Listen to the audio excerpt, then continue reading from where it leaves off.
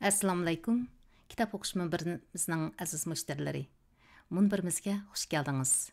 Men Mihray Rahman, Amerikaning Washington rayonidan bevosita anglish tarqatyapman. Hammalarning bugungi Ramazon kuni muborak bo'lsin.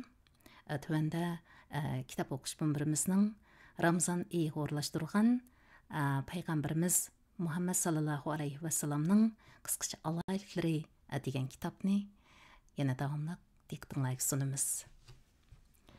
Tünügün biz o'qib 13. mazmun, ya'ni Rasululloh sallallohu alayhi vasallamning qilichining tasviri degan mazmunda to'xtagan edik. Davomlashtiramiz. 13. mazmun Rasululloh sallallohu alayhi vasallamning qilichining tasviri. Anas radhiyallohu anhudan rivoyat qilindiki, u kishi mundaq degan: Rasululloh sallallohu alayhi vasallamning qilichining dastasi kumushdan edi. Saidi ibn Abul Hasan Basri radhiyallohu anhudan rivoyat qilindi. U mundaq degan: Rasululloh sallallohu alayhi vasallamning qilichining dastasi kumushdan edi. Abu Davud rivoyat qilgan deb izoh beribdi. 14. mazmun Rasululloh sallallohu alayhi vasallamning yaktikining tasviri. Zubayr ibn Avvam radhiyallohu anhudan rivoyat qilindi. U mundaq degan: Rasululloh sallallohu alayhi vasallam Uhud kuni 2 sabit kiygan edi. Rasululloh bir toshning ustiga chiqmoqchi bo'lib, chiqolmadi. Shuning bilan Rasululloh Talhaning o'ltirg'izdi va Talhaning ustiga dassab, toshning ustiga chiqib, mazmut dassab turdi. Zubayra mundaq deydi: Men Rasululloh sallallohu alayhi vasallamning Talha jannatga kirishga tegishli bo'ldi deganligini angladim. Saib ibn Yazid radhiyallohu anhudan rivoyat qilindi. Uhud kuni Rasululloh sallallohu alayhi vasallamning uchisida ustiga kiygan 2 soat bor edi. 15. mazmun Rasululloh sallallohu alayhi vasallamning dubulg'isining tasviri. Anas ibn Malik radhiyallohu anhudan rivoyat qilindi. Makka fatih qilingan yili Rasululloh sallallohu alayhi vasallam Makkaga dubulg'a kiygan holatda kirdi. Anas radhiyallohu anhu mundaq dedi: Rasululloh sallallohu alayhi vasallam dubulg'asini beshidan chiqarib turganda bir kishi, bu Ibn Hatal, keyinchalik bu yerda bir Ibn Hatal to'g'risida bir izohat borki, qisqartib o'qib o'taman. Kabening yupuqlariga esilib turibdi dedi. Rasululloh sallallohu alayhi vasallam uni o'ltirib etinglar dedi. Bu birlik kelgan hadisdan ilinibdi. Ibn Shihab, men Rasululloh sallallohu alayhi vasallam Makka fathi kuni, ya'ni Makkaga kirgan chaqda ihrom bog'lamagan ekan deb uqdim degan. 16. mazmun. Abayqi mazmunninki izohatini o'qiytay. Abdullah ibn Hattal Rasululloh Makka fathi kuni haramda bo'lsin, sirtida bo'lsin, ko'rilgan yerda o'ldirish farmoni jakarlaganlarning biri bo'lib, u boshda musulmon bo'lgan. Uning xizmatini qiladigan bir musulmon xizmatkorimi bo'lgan. U keyin dindan yenib murtad bo'lib ketgan va hiliqi musulmon xizmatkorni o'ldirib etgan. Payg'ambarimizni hajviylashtirib so'kishga boshlagan. Rasululloh va sahobalarni hajviylashtirib masxara qilsin uchun maxsus 2 dedak setib olib, islomni, Rasululloh va musulmonlarni masxara qilg'ili atagan. Rasululloh uni ko'rgan yerda o'ldirish amrini bergan. Makka fathi kuni bu mal'unni Abu Barzatil Aslami Kabening jazosini berib endi o'ldirgan deb izohat berilibdi.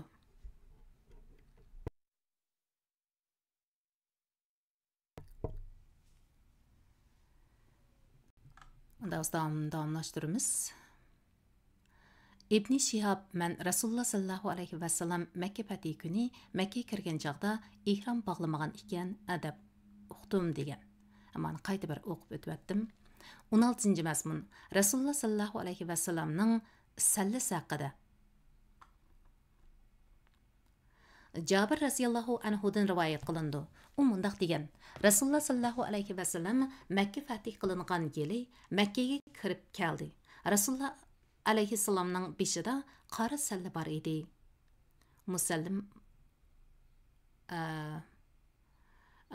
buni Muslim rivoyat qilgan deb izohat beribdi.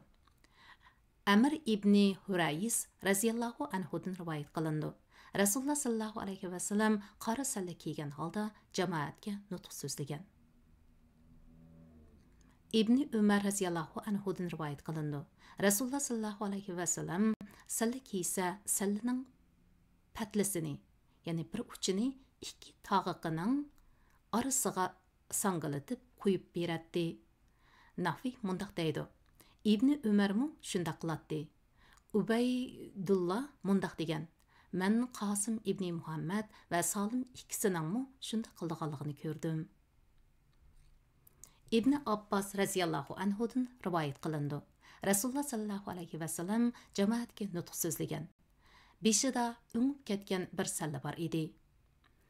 Ba'zi olimlar dasmai so'zni qara deb izohlashgan deb izohat beribdi. Ondan qistirma izohat Rasulullah sallallahu alayhi ve sellemning salla kiygini Makka fatih kuni dubulga bilan kelib, Makkaning tinish ilinganligini ko'rib, dubulg'isini elib etib, Makkaga qora salla kiyib kirganligi har qaysi hadis kitoblarida kelgan bo'lsa-mu, ammo sallaning fazilatlari, salla bilan o'qigan namozning ortiqchiligi haqida hadislarning hammasi zaif hadislar bo'lib, hech birini Rasululloh degan edi deb nisbatlash joiz emas. Qisqasi salla kiyish o'zik silishga o'xshash odat. Mubah bo'lib kiyisi bo'ladi, ammo sunnat emasdir deb izohat beribdi. 17. mazmun Rasulullah sallallahu alayhi ve sellemning tambili, ya'ni balning tuvan qismini yo'gaydigan raxt haqida. Abi Burdadan rivoyat qilindi. U mundaq degan: Aisha radhiyallahu anha bizga yamoq silingan bir yaktak bilan to'qilishi qo'pol bir tambalni chiqarib, Rasulullah sallallahu alayhi ve sellem bu ikkisida, ya'ni bu ikki kiyimni kiygan holatda olamdan o'tdi dedi. Bu birlikka kelingan hadisdan ilinibdi. Ash'as ibn Sulaymandan rivoyat qilindi. U mundaq degan: Men Hammomdan angladim. Hammom tag'isidan hadis so'zlab berdi. Tag'isi mundaq degan: Bir zamonlar men Madinada ketayotgan edim. Birdilla orqamdan bir odam: "Ishtingni ustun at. Shunda qilish taqvolikqa yaqin. Kiyimingni yoki seni obdan saqlaydi" dedi. Qarasam u kishi Rasululloh sallallohu alayhi va sallam ekan. Shuning bilan men: "Ey Allohning rasuli, bu sidam bir ton, ya'ni rangsiz, oddiy, kibr qilg'udek isil yoki qimmat kiyim emas" dedim. Rasululloh: "Sening meni o'liga qilg'ing yo'qmi?" dedi. Men qarasam Rasululloh sallallohu alayhi va sallamning ishtini ikki pochqining yerimig'icha ekan.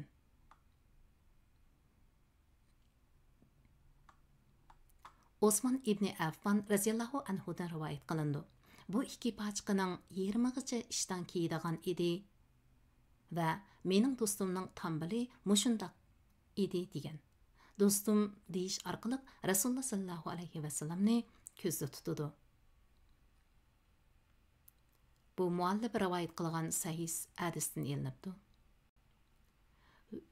Huzayfa ibn Yamani radhiyallohu anhudan rivoyat qilindi. U mundaq degan: Rasululloh sallallohu alayhi va sallam mening yoki o'zining pochqining bo'ljum go'shini tutib turib, bu ishtonning o'rni. Buningga unimizsang sal tuvan tarafi. Uningga Unutmasang, ishtonning ikki o'shiqda haqqi yo'q, ya'ni o'shiqqa qadar tushishi halol emas, dedi. Amiyat bir izohat bor ekan. Albani rahmatullohi alayh bu hadisning mening do'stimning tambili mushundaq edi degan bo'lagini sahih, yuqorqisini zaif deb baholagan. Hadislardagi ishton, tambal ma'nosida tarjima qilingan. Alzar so'zi an'anaviy hukmdagi ishtonni ko'rsatmasdan, balki Yaman, ya'ni Indoneziya va Malayziyadagi musulmonlar belining tuvan qismiga yo'gaydigan ayollarning yo'pkisiga o'xshashibroq ketadigan raqni ko'rsatdi, deb izohat berilibdi. Demak, bu ishton emaskanda. 18 mazmun. Rasululloh sallallohu alayhi vasallamning o'ltirishi haqida. Abbad ibn Tamidin u o'zining tog'isidan rivoyat qiladi. Tog'isi Rasululloh sallallohu alayhi vasallamni masjidda putini olmab, ya'ni bir putini yana birining ustiga qo'ygan holda o'ngda yotganligini ko'rgan. Bu birlik qilingan hadisdan ilinibdi. Tuvanda bir izohat bor ekan. Ishtonni o'shqi bilan tankiyish uzun bo'lmaslik haqida kelgan shuncha hadislar va ogohlantirishdan qat'iy nazar ishtinni sunnatga uyg'un o'zgartirmayotgan, bu yetmagandek Rasulullohning bu sunnatini tutqanlarni zongli qilayotgan maxluqlarning g'arblik dushmanlar moda deb chiqarishgan ba'zi o'shqida, ba'zi tizida, ba'zi uzun, ba'zi qisqa, ba'zi hatto uyatliq yerni aron yapgan, ba'zi kang, ba'zi tor, ba'zi yirtiq, ba'zi tush kiyimlarni kiyishib bu moda deb yurishiga qarab sunnatni masxara qilgan insonlarning faqat dindil emas, balki inson va jinga o'rtaq berilgan aqlidanmi ayrilib qoladiganlikqa odam ishonmay turolmaydi. Alloh insonlarni Rasulullohning sunnatlarini to'liq bejirdiganlardan qilsin. Amin. Qilolmagan taqdirdami sunnatga hurmat bildirish tuyg'usidan ayrilmasin deb bir izohat beribdi. Tövəndə 19. məzmun Rasulullah sallallahu alayhi və sallamның yönünüb o'ldirishi haqida degan mazmun so'zlaymiz. Jabir ibn Samura radhiyallohu anhudan rivoyat qilindi. U mundaq degan: "Men Rasulullah sallallahu alayhi və sallamni sol yenicha bir yostiqqa yo'linib o'ltirgan holatda ko'rdim." Abdurrahman ibn Abi Bakradin u o'zining dadisidan rivoyat qilib mundaq degan: Rasululloh sallallohu alayhi vasallam men sizlarga gunohi kabirlarining cho'ngini so'zlab bermaymi degan. Sahobalar shunda qilsalar, ey Allohning rasuli deyishgan. Rasululloh: gunohi kabira yana Allohga sherik keltirishdir, ota onani qaqshitishdir dedi. Rivoyat qiluvchi mundaq deydi: bir narsaga yo'linib o'tirgan Rasululloh tik o'ltirib, yolg'on guvohlikdir yoki yolg'on gapdir dedi. Hadis rivoyat qiluvchi mundaq deydi: Rasululloh sallallohu alayhi vasallam bu so'zni muhimligidan takror dedi. Hattoki biz Rasululloh to'xtab qolsimi bo'ptikan deb qoldik. Bu birlik qilingan hadisdan ilinibdi. Abi Juhayfa radhiyallohu anhudan rivoyat qilindi. U mundaq degan: Rasululloh sallallohu alayhi vasallam mundaq dedi: "Menga kelsak, men yo'linib o'ltirib tamoq yemayman." Bu Imom Buxoriy muallif degan Sunanut Mirzi degan rivoyat qilinibdi. 20. mazmun Rasululloh sallallohu alayhi vasallamning tirikchiligi haqida. Muhammad ibn Sirinidin rivoyat qilindi. Biz Abi Hurayra radhiyallohu anhuning yinida edik. U kishining uchisida kanopdan ishlangan qizg'ish bir yurish kiyim bor edi. Kiyimining biri bilan burnini surtdi va mundaq dedi: "Balli, Abu Hurayra kanap araqqa burunini surtadigan bo'ldi. Shundaq esimda. Men Rasululloh sallallohu alayhi vasallamning munbiri bilan Ayşe radhiyallohu anhaning hujrasi orasida hushimdan ketib yiqilib qolatdim. Bir kimlar kelib tutqoqliq kesili tutibdi deb qarab, tutqoqliq kesili tutgan odamning patingiga dasab hushiga keladi deydigan qarashqa asosan patingimga dasaydi. Əməliyətdə mən tutqaqlıqdan emas, açlıqdan yiqilib qalatdım. Buxari rivayet qılğan deb izah beribdi. Malik ibn Dinar raziyallahu anhudan rivayet qılındı. O kishi mundaq deydi. Rasululloh sallallohu alayhi vasallam nonga to'yib baqqan emas edi. Go'shtni mutlaq rafaf, ya'ni ko'pchilik bilan yoki chala to'yib yeydi. Malik ibn Dinar mundaq deydi. Men bir qirliq arabdin. Rafafning ma'nosi nima deb so'rasam, u kishi ko'pchilik kishilar bilan billa taom yeyishdir dedi. Simak ibn Haribdan rivoyat qilindi. U mundaq degan: "Men Nuayman ibn Bashiraning mundaq deganligini angladim. Sizlar xohlaganinglarcha yeb, ichida emasmi sizlar? Men sizlarning payg'ambaringlarni ko'rdim. Qo'rsqini to'yg'izgudek puchak xurma topolmaydi." Muslim rivoyat qilgan. Ayşe radhiyallohu anhadan rivoyat qilindi. U mundaq degan: "Biz Muhammad alayhissalomning ailasi aylab o't yoqmay turib ketadi. Faqat xurma bilan suvi bor edi."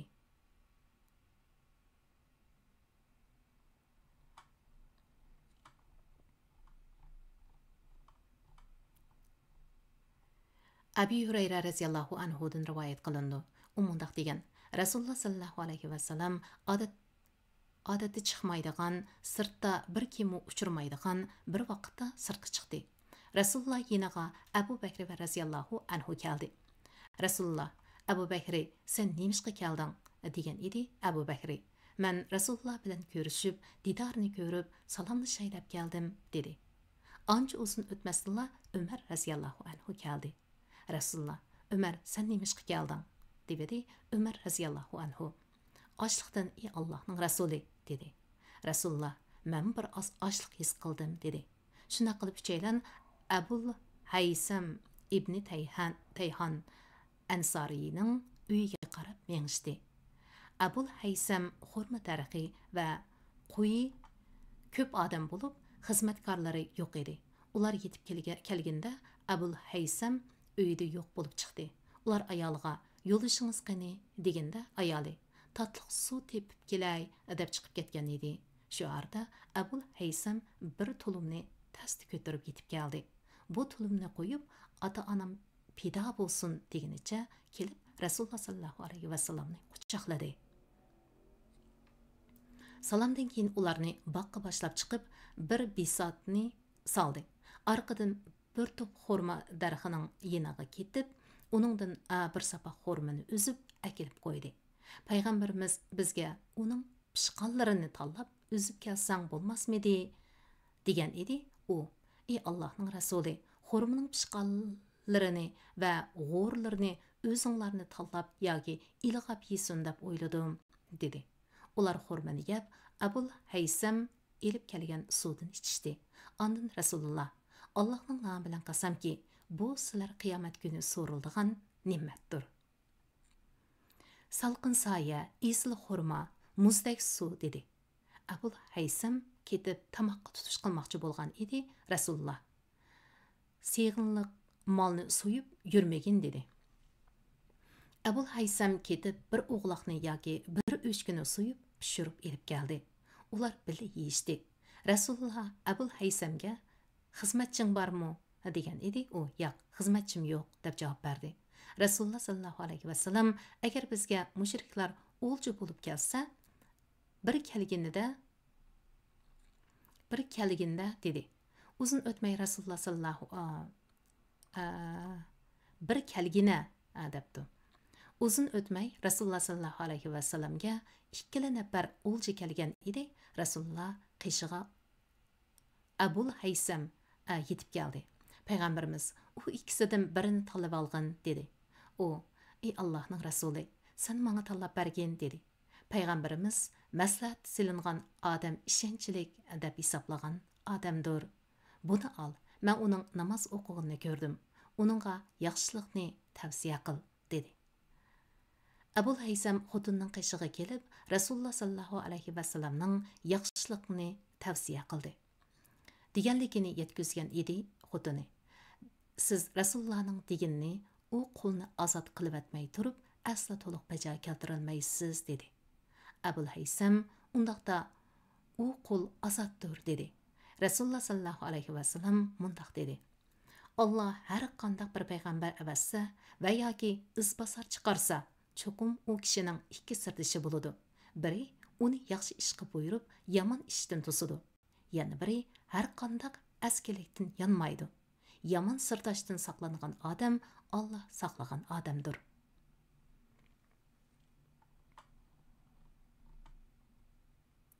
Said ibn Abi Waqqas raziyallohu anhudan rivoyat qilindi.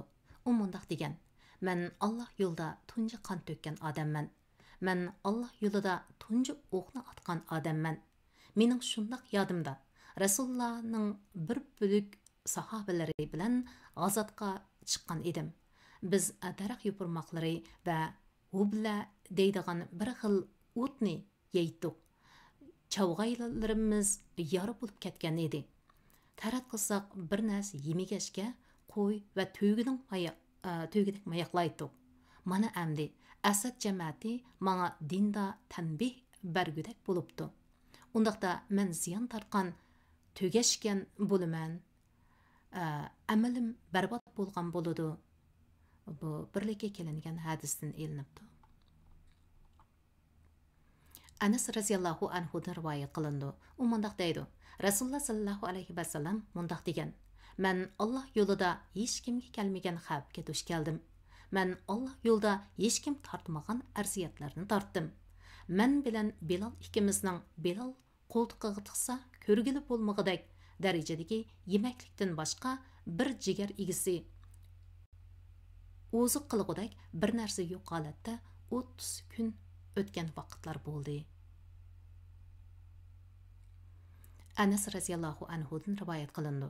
Rasululloh sallallohu alayhi vasallamning uyida atigan bo'lsin yoki kashta bo'lsin, non bilan go'shtning birga yeyilishi cho'qimki qistongchilikda yoki mehmon kelganda bo'ladi. Muallifning ustozi Abdullah mundaq deydi: "Ba'zilar rafaf qistongchilik so'zni yeydiganlarning ko'pligi, ya'ni mehmon deb izohlagan." 21. mazmun Rasululloh sallallohu alayhi vasallamning taom yeyishi haqida. Anas raziyallohu anhudan rivoyat qilindi. Rasululloh sallallohu alayhi vasallam taom yesa 3 barmog'ini yalab oldigan edi. Muslim rivoyat qilgan deb izoh beribdi. Kayb ibn Malikning bir o'g'li Kaybdan rivoyat qilib mundaq deydi: Rasululloh sallallohu alayhi vasallam 3 barmog'i bilan taom yeydi va barmoqlarini yalab etdi. Muslim rivoyat qilgan. Anas ibn Malik raziyallohu anhudan rivoyat qilindi. U mundaq deydi: Bir kishi Rasululloh sallallohu alayhi vasallamga xurma keltirgan edi. Men Rasulullohning ochliqning dastidan zo'ngzuyib o'ltirgan peti xurma yeganini ko'rdim. Muslim rivoyat qilgan. 22. mazmun Rasululloh sallallohu alayhi vasallamning yegan neni haqida.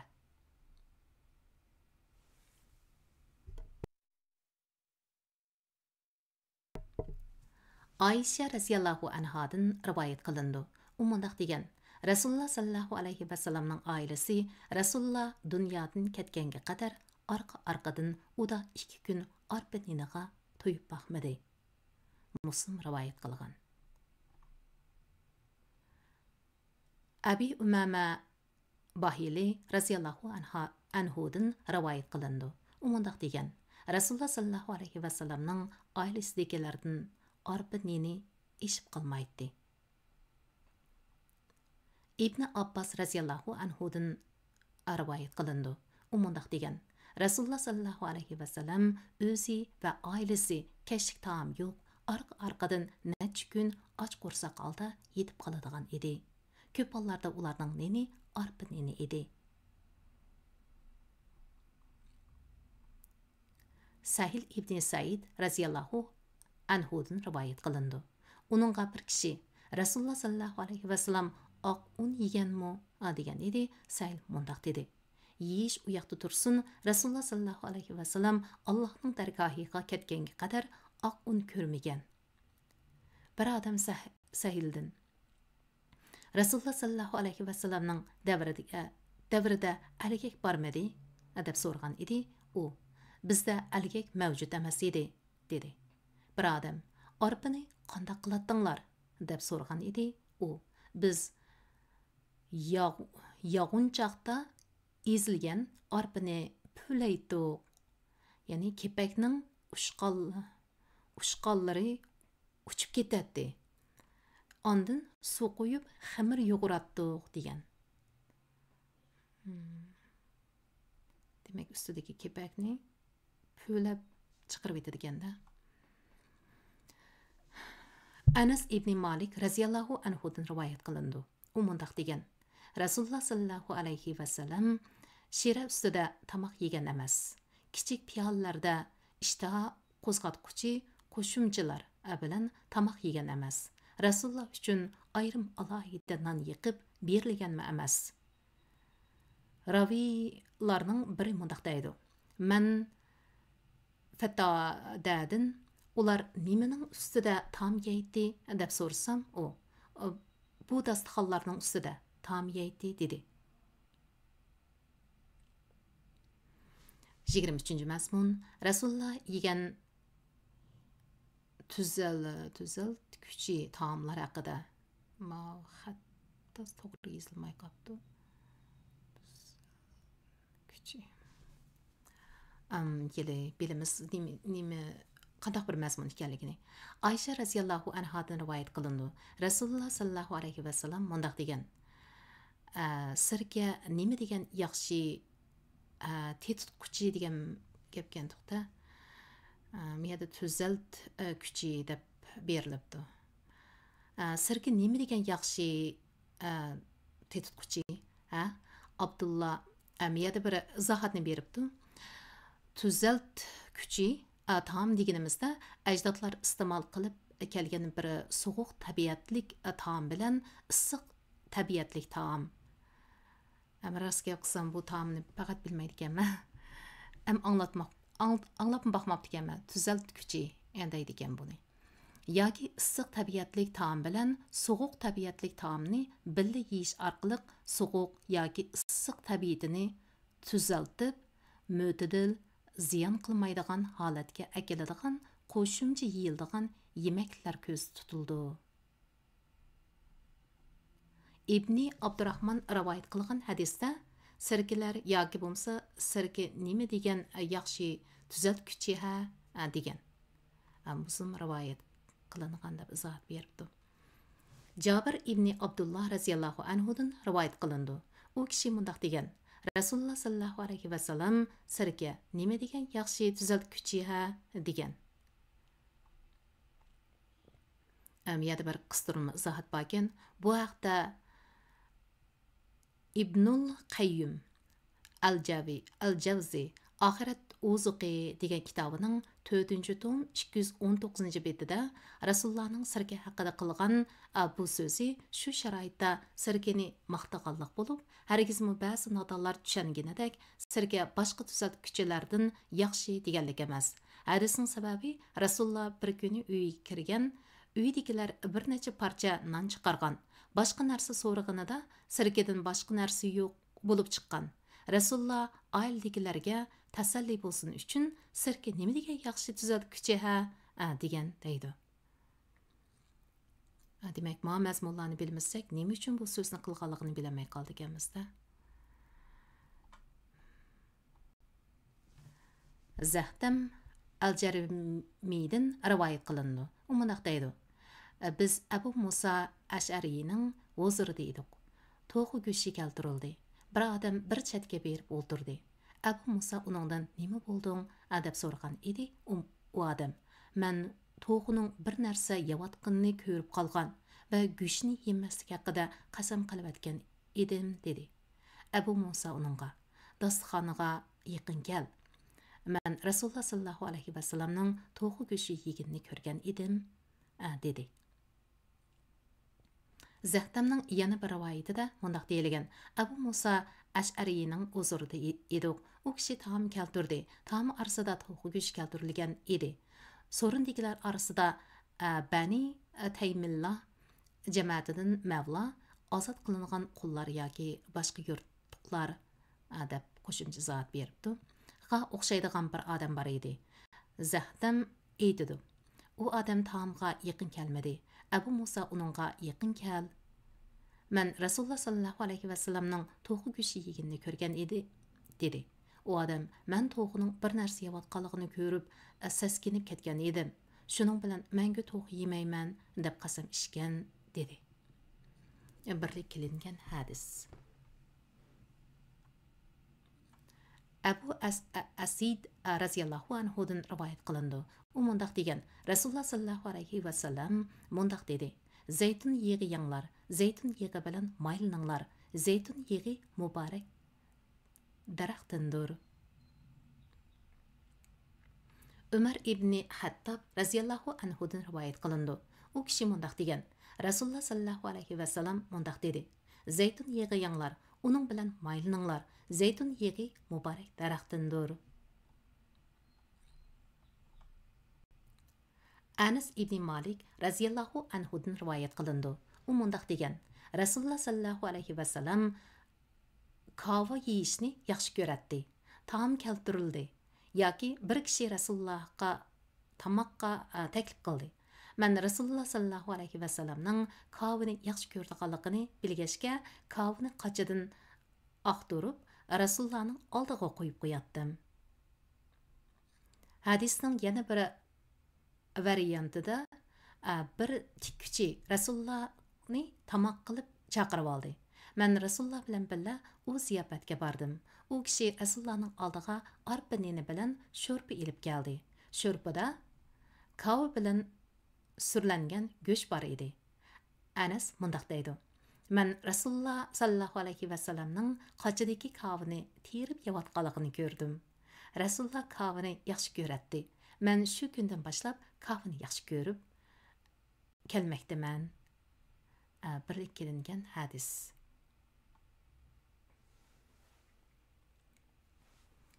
Hakim ibn Jabirdan u kishi o'zining dadasidan rivoyat qiladi. Dadasi mundaq degan: Men Rasululloh sallallohu alayhi vasallamning huzuriga kirgan edim. Rasulullohning uyida birsi kavu parchalayotdi. Men bu nima desam, u bu orqali taomimizni jiqlatamiz dedi. Tirmiziy mundaq degan: Bu hadisni rivoyat qilgan Jabir ibn Tariq degan kishidir. Ibn Abi Tariqmu deyiladi. U Rasulullohning sahobalaridan biri bo'lib, uning mushu hadisdan boshqa hadisi borligini bilmaymiz deb tushuntirish beribdi. Aisha raziyallohu anhadan rivoyat qilindi. U mundaq degan: Rasululloh sallallohu alayhi vasallam tatliq turumlar va asalni yaxshi ko'radi. Birlik qilingan hadis. Ata ibn Yasar raziyallohu anhudan rivoyat qilindi. Ummu Salama raziyallohu anha Ataga so'zlab bergan ekan. Ummu Salama Rasululloh sallallohu alayhi vasallamga bir kavob qilingan beqinni keltirgan. Rasululloh uningdan bir oz yegandan keyin namozga turgan, tahorat olmagan. Abdullah ibn Haris raziyallohu anhudan rivoyat qilindi.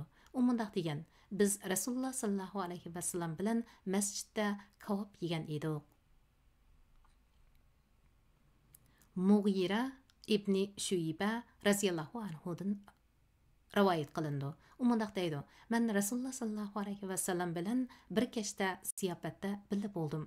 Kavob qilingan beqinni keltirildi. Arqadan Rasululloh pichoqni ilib kesishga boshladi.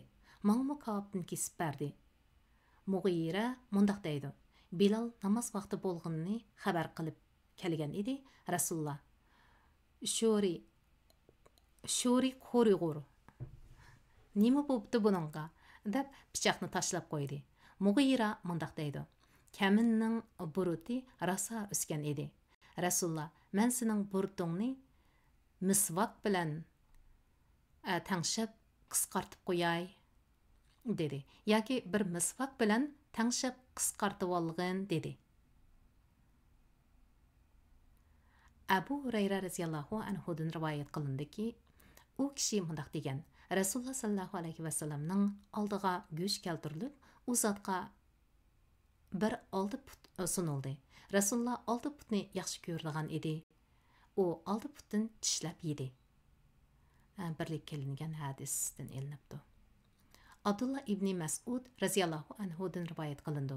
U mundaq degan: Payg'ambar alayhissalom qo'yning olti putini yaxshi ko'radigan edi.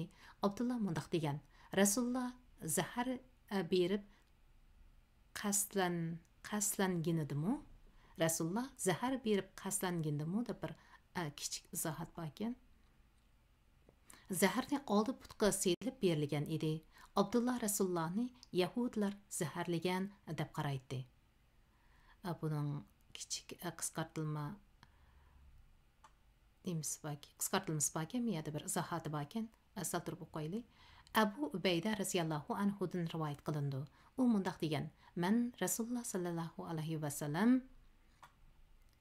uchun qozon qaynatdim. Rasululloh qo'yning oldi putini yaxshi ko'radigan edi.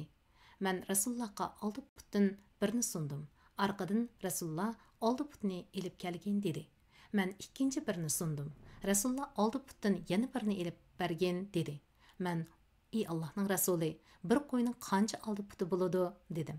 Rasululloh: Jinim eligida bo'lgan zot bilan qasamki, agar sen sukut qilgan bo'lsang, men Allohdan tilsamla menga oldi putini qozondan ilib sunivergan bo'lading dedi.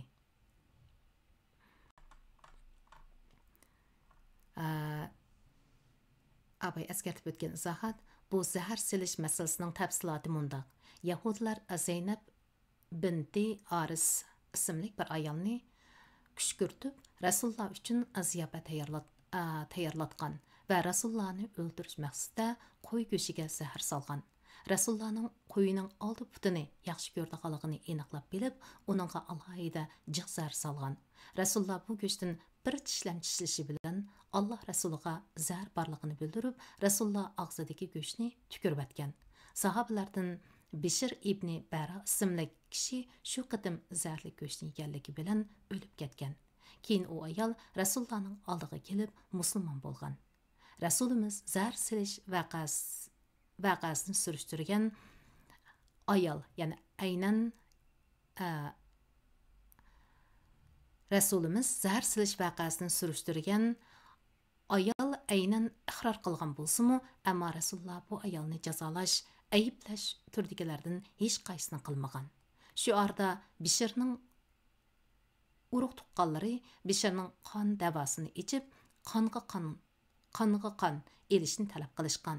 Shuning bilan u ayol Bishirni o'ldirganlik jinoyati bilan ayblanib o'ldirilgan. Buxariyda Rasululloh alayhi vasallamning Oysha onamizga Haybarda yegan shu zaharli go'shtning dardini tortayotganligini deganligi rivoyat qilingan.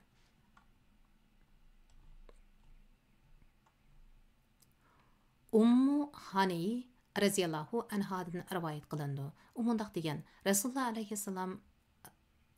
sallallohu alayhi vasallam mening uyimga kirib, yegudak bir narsa bormi dedi. Men quruq non bilan sirkali bor edi desam, Rasululloh ilib kelgan. Sirki bor uy tuzaltkichisi, ya'ni qo'shimcha tamoqi yo'q uy hisoblanmaydi dedi. Abi Musa Ash'ari raziyallohu anhudan rivoyat qilindi. U Rasulullohning mundaq deganligini rivoyat qiladi. Ayşaning boshqa ayollar oldidagi ortiqchiligi qurdoqning boshqa taomlar oldidagi ortiqchiligiga o'xshashdir. Birlik kelingan hadisdan ilinibdi. Anas ibn Malik raziyallohu anhudan rivoyat qilindi. U kishi mundaq deydi. Rasululloh sallallohu alayhi vasallam mundaq degan: Ayşaning boshqa ayollar oldidagi ortiqchiligi saridning, ya'ni qurdoqning, sarid degan qurdoq ekan, boshqa taomlar oldidagi ortiqchilik o'xshashdir. Birlik kelingan hadisdan ilindi. Abi Hurayra raziyallohu anhudan rivoyat qilindi. U Rasulullohning sutdan yasalgan qurtni yeganligi sababli tahorat olganligini, ikki qo'lini yuyib, og'zini chayqaganligini ko'rgan. Keyin Rasulullohning qo'yining taqoq go'shini yeganligini, ondan tahorat olmayla namoz o'qiganini ko'rgan.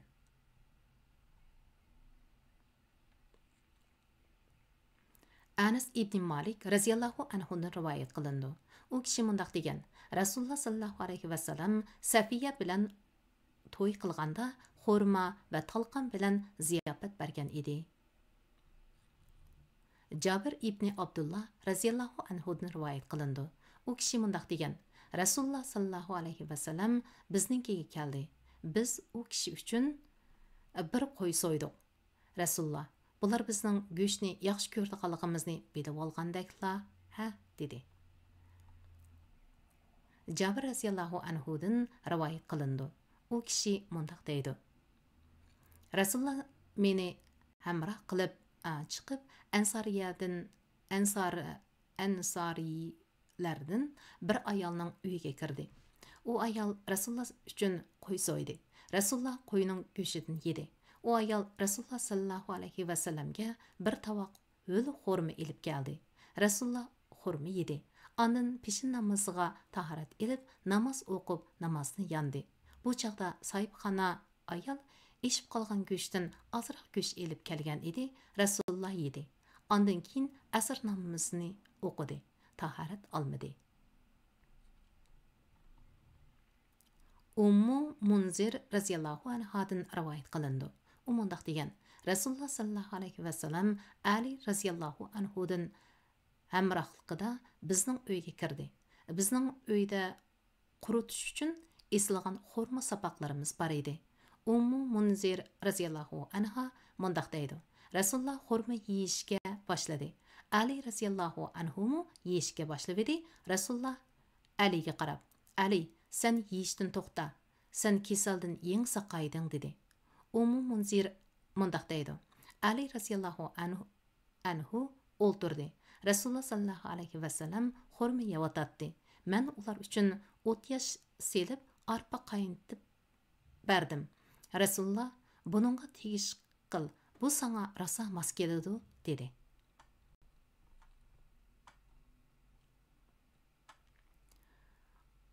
Ayşe anamızdan rivoyat qilindi.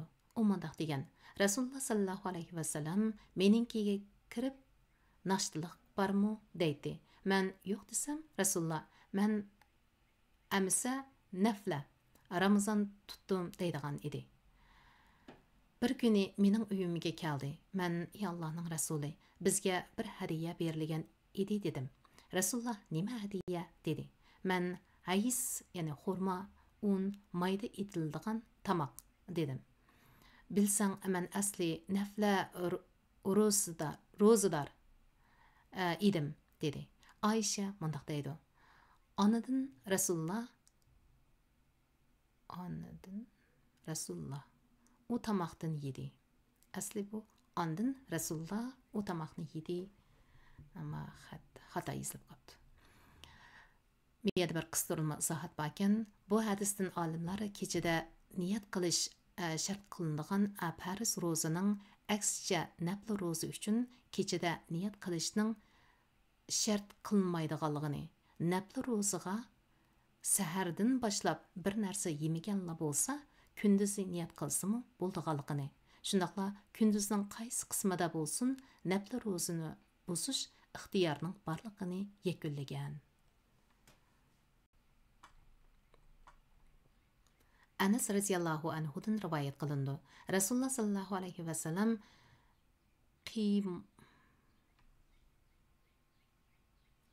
qiymoqni quymoq kentoq asla qiymoqmi deb atalgan o'xshaydi qaraganda. Qiymoqni yaxshi ko'radi. Abdullah mundaq deydi.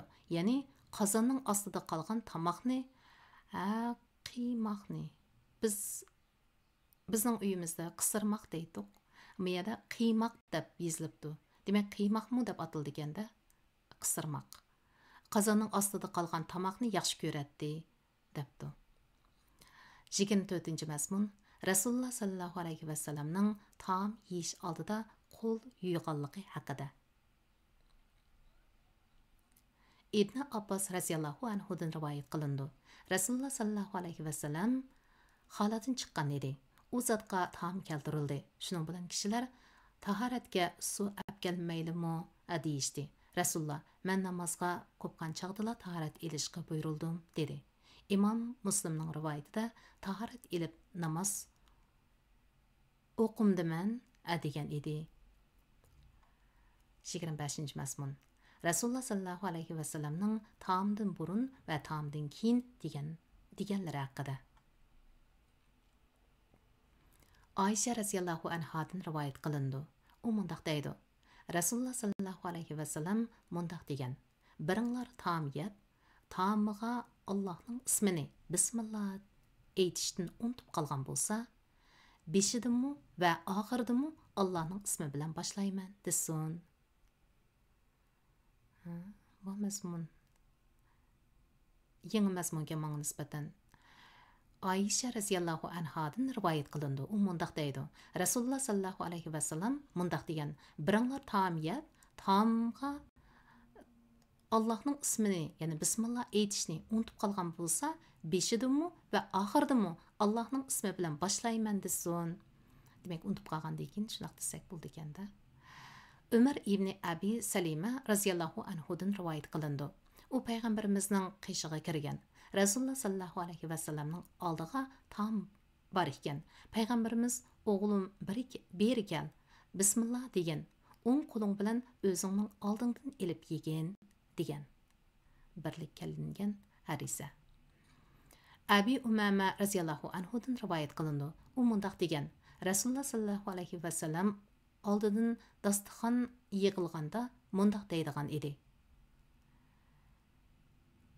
Allohga ko'p esil ichida muboraklik bo'lgan hamdlar bo'lsin. Allohga ko'p, yerda bir oyat bor ekan, hamda bu oyatning uyg'urcha tarjimasi: Allohga ko'p esil ichida muboraklik bo'lgan hamdlar bo'lsin. U Alloh boshqasi o'rnini bosolmaydigan, hojatman bo'lib turadigan, hamma muhtoj bo'lgan zotdir. U Alloh bizning Rabbimizdir. Ayşe onamizdan rivoyat qilindi. U mundaq deydi: Rasululloh sallallohu alayhi vasallam 6 sahoba bilan taom yeyotgan edi. Biri qirliq arab kelib, u taomdan 2 luqma yedi. Rasululloh sallallohu alayhi vasallam: "Agar u bismillah degan bo'lsa, u taom sizlarga yetgan bo'ladi" dedi. Bu yerda bir qistirma izohat bor ekan. Bismillah so'zining asli ma'nosi Allohning nomi bilan din iborat bo'lib, yeyish oldida bismillah deyilsa, Allohning nomi bilan yeyishni boshlayman. İçiş oldida deyilsa, Allohning nomi bilan ichishni boshlayman degan bo'ladi. Musulmon qandaq bir ish harakatning oldida bismillah desa, shu mazkur ishni Allohning nomi bilan boshlayman degan bo'ladi. Shunga har ishning beshida bismillah deyish, aslini chiqarmasligi, shundaqla avlodlarning qalbiga mustahkam o'rnatishga ham sal qaramasligi lozim. Anas ibn Malik radhiyallohu anhudan rivoyat qilindi. U mundaq degan: Rasululloh sallallohu alayhi vasallam mundaq dedi: Alloh taolo taom yeb, taom berganiga Allohga hamda aytgan yoki ichimlik ichib, ichimlik berganiga Allohga hamda aytgan bandadan mamnun bo'ladi. Muslim rivoyat qilgan. 26 mazmun Rasululloh sallallohu alayhi vasallamning ishlatgan qachisi haqida. Sabitdan rivoyat qilindi.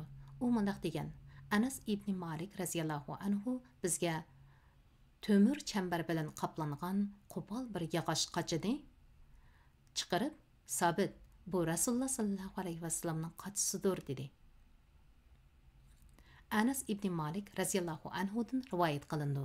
U mundaq degan: Men Rasululloh sallallohu alayhi vasallamga suv, meva sharbati, asal, sut qatorliq har turli ichimliklarni mushu qachida berganman. 27 mazmun Rasululloh sallallohu alayhi vasallamning yegan meva chevalari. Abdullah ibn Jaifar raziyallohu anhudan rivoyat qilinib, u mundaq degan: Rasululloh sallallohu alayhi vasallam tarhamakni ho'l xurma bilan yegan edi. Birlik qilingan hadis. Aisha raziyallohu anhadan rivoyat qilindi. Rasululloh sallallohu alayhi vasallam ho'l xurma bilan tavusni birga yegan edi.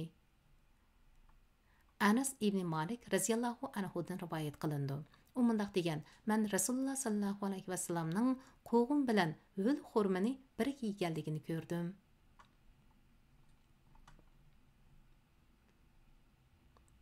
Abi Hurayra raziyallohu anhudan rivoyat qilindi.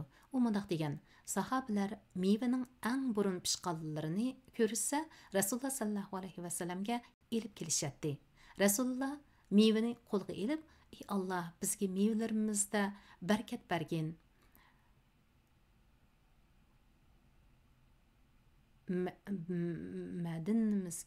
Badanimizga barkat bergin." Ma xato yozilib qopti, kechirsizlar. Taroza kamchillarimizda barkat bergin. Ey Alloh, haqiqatan Ibrohim sening bandang, sening do'sting va payg'ambaringdir. Men sening bandang, sening payg'ambaringman. U sendan Makka uchun tilak tilagan edi. Men sendan Madina uchun uning tilaginidek va yana ortiq bir hassa tilayman deydigan edi.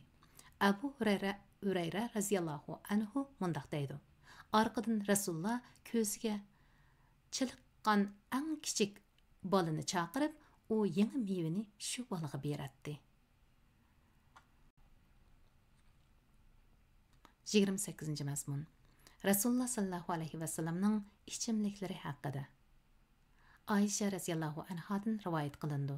U mundaq degan: Rasululloh sallallohu alayhi vasallam eng yoqtirib ichadigan ichimlik tatliq, so'g'uq bo'lgan ichimlik edi. Ibn Abbas raziyallohu anhumadan rivoyat qilindi. U mundaq degan: Men va Xolid ibn Valid Rasululloh sallallohu alayhi vasallam bilan billa Maymuna raziyallohu anhaning uyiga kirdik. U bizga bir qacha sut elib keldi. Rasululloh u sutdan biroz ichdi. Men Rasululloh sallallohu alayhi vasallamning o'ng yonida, Xolid bo'lsa so'l yonida o'tirgan edik. Rasululloh menga sening navbating, haqqing, sen qo'shilsang Xolidga boshda bersam dedi. Men sizlardan oshgan sutni boshqa bir kimga o'tinib bera olmayman dedi. Ondan Rasululloh sallallohu alayhi vasallam mundaq dedi: Bir kishiga Alloh taom bergan bo'lsa, u odam: "Ey Alloh, bizga bu taomdan barkat bergin, bizga uningdan yaxshisini bergin" desin. Alloh taolo bir kishiga sut bergan bo'lsa, u odam: "Ey Alloh, bizga bu sutda barkat bergin va uni ko'paytib bergin" desin. Ondan Ibn Abbas mundaq dedi: Rasululloh sallallohu alayhi vasallam mundaq degan: Sutdan boshqa hech bir narsa ham yemaklik, ham ichimlikning o'rnini ololmaydi.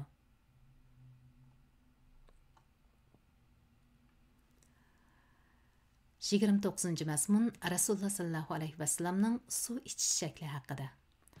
Bu mazmunni inshaalloh atalikdagi o'qishimizda ko'pchilikka yana davomli o'qib beraman. Hozir 55 minut atrofida bo'libdi. Mushada to'xtay. İnşallah at görüşelim. Allah'a emanet.